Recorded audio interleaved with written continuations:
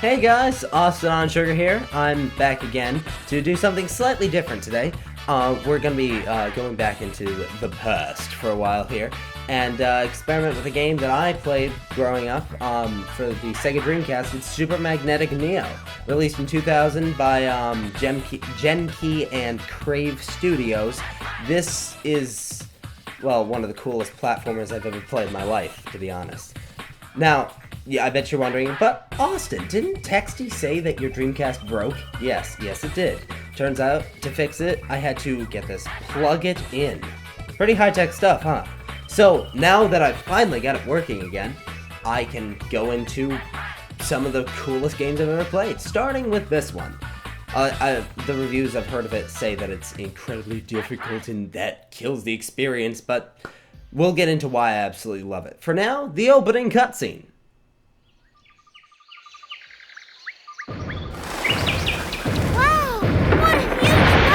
This way! Alright, go! Pegatron XL, show no mercy! We now have total control of Pow Pow Park!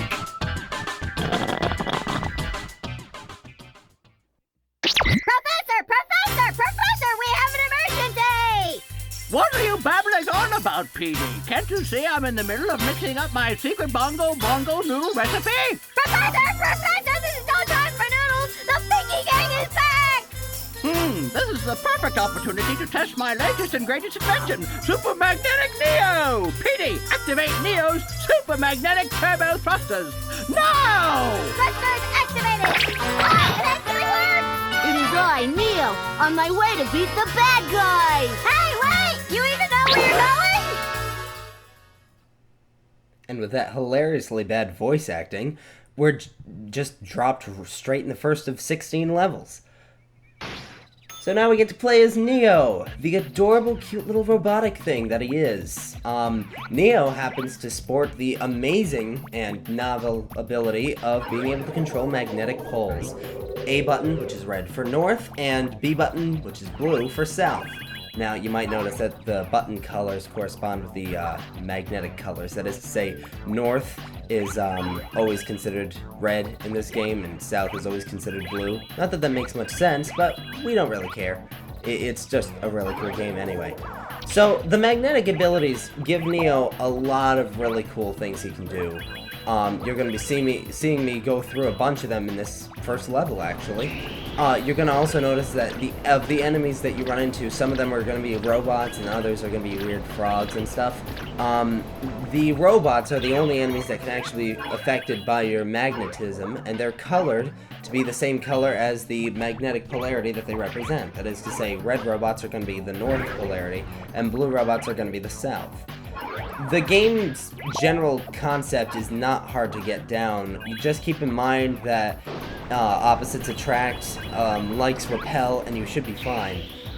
Anything from these cute little glowing pack dots in midair can be manipulated, or rather, be interacted with. And,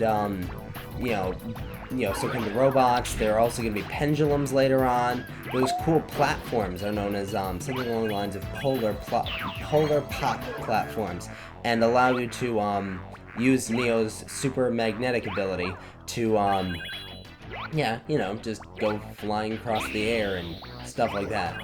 You'll be seeing just what we can use those magnetic abilities for as we go on, but for now, behold the awesomeness that is Flower Pots with Eyes. Okay, this is basically a game that said Mario is awesome. How can we make Mario into a magnetic game? But it certainly is one of the coolest games I ever played as a kid. That's coming from the kid who grew up by playing Super Mario 64 and Sonic Adventure as his first two games. But anyway, that was the first level. We're already done with that. We're just to stress the fact that each world that we're in, of the 4 different worlds in the game, each world has a different sort of overall lying theme. That would be to say that right now we're in the jungle, and we just entered the second stage of the jungle. And what I find really interesting about this game as a whole is the way that they play with the I guess you could say, the evolution of the environments. For example, we're still in the jungle, but you're going to notice that this level has a totally different character compared to the last level. One second, I need to explain the controls a bit more. Beyond just using magnetic abilities, Neo can do the amazing thing of running. But unfortunately, running takes up a lot of energy. As you notice, that little bar down in the corner of the screen actually lowers, like, recedes when, using magnetic abilities and also running. And, certainly a lot faster when you're running than, when just using, the polar pop ability. But you're gonna notice that Neo, Neo's limited to a certain extent by those abilities. Now, I guess the whole reason why there's a time limit on your ability to use the magnetic abilities, and of course running, is so that you don't just say hold the north charge in midair until you need it, which would be, something similar to what I did back in the day with Unleashed. When I would play Sonic Unleashed and be the werehog, I would just hold the grab button. You can't do that in this game because eventually you'll run out of charge. But other than that, yeah, pretty self-explanatory controls. The magnetism can be really useful for, say, drawing in enemies. For example, if you exhibit a southern charge on a northern enemy, as you just saw me do there, you'll draw the enemy in and be able to transform the the enemy, into something known as an inner cube. I take it that it's something to do with a pun on energy, but I'm much too lazy to figure out what that is. But the inner cubes are those cute little yellow-green boxes that you see me tossing around, and you can actually use those to knock down those gigantic walls. Somehow hitting something at the bottom would knock it. I don't know. I'm not here to actually understand any of this. I'm just here to commentate. So, as you can see, this second level is much more themed around, like, dinosaurs and prehistoric jungles, as comparison with the first level, which is more your typical jungle level. And you're going to notice with Acts 3 and 4 of this world, that you're going to have every level of each world sort of stress a different aspect of the particular given environment. And I think that's actually a really nice touch that they did here, that they were able to actually have the levels flow nicely on top of that. Now, my kleptomania here is demonstrating that that little coin that I just picked up, that's known as a Zebus, and each Zebus, depending on its colors, worth a certain number in the Zebi currency. That is to say, one Zebus that's copper would be worth 1. 5 is equivalent to 1 silver, and 10 is equivalent to 1 gold. Yeah. So basically, it's like pennies, nickels, and dimes with colored things with Z's on them.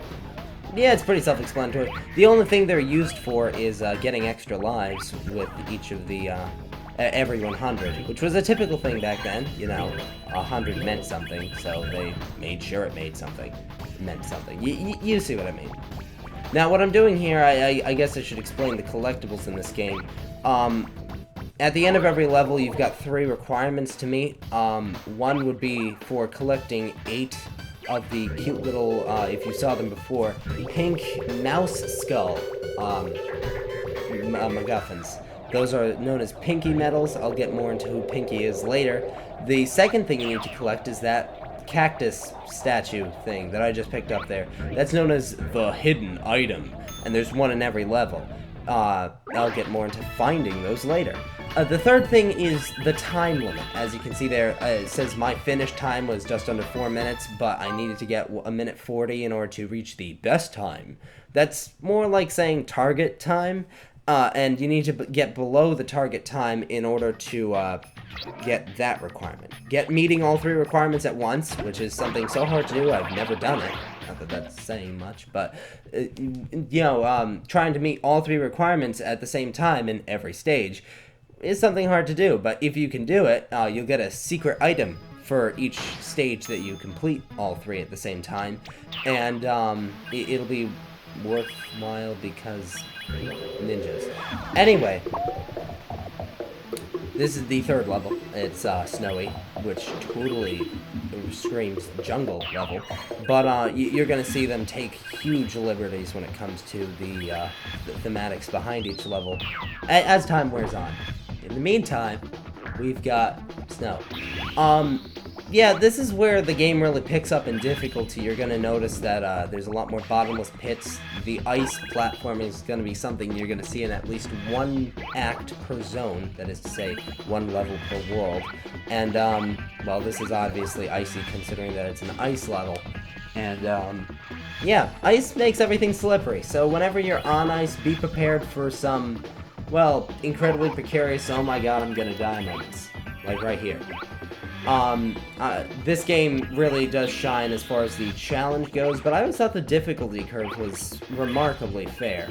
You're gonna notice here that, you know, in the third level, you've got bottomless pits, that, whatever it is, crystalline, whatever that thing was near the side, you're gonna have one of those, you know, be, you know, there just because it's spiky and it's on ice, and avoiding it is hard, but, by the last couple levels, you're gonna see tremendously difficult aspects. The reason I'm hopping around here, by the way, is because in order to know where the hidden items are, the VMUs that have the Tamagotchi feature actually beep at you to tell you, by the way, the hidden item is somewhere around here. That is to say, exhibit a charge of either north or south, it doesn't matter, and eventually a cactus should show up somewhere around where you're standing. The problem is, as you just saw there, the beeping occurs at a place where basically it just maps out a particular area somewhere near the MacGuffin, and absolutely, you know, forces you to go around searching for it, considering how wide of a range it covers. So, I didn't find it. I'm definitely not getting the cute little coin thumbs up thing for, you know, this level. But I did get all pinky. No, I didn't. So, no thumbs up for me. Oh, well. And I believe that brings us to the end of part 1. So, join us for part 2 next time. And we'll be covering World 4 and I believe the boss of World 1 as well. See you then.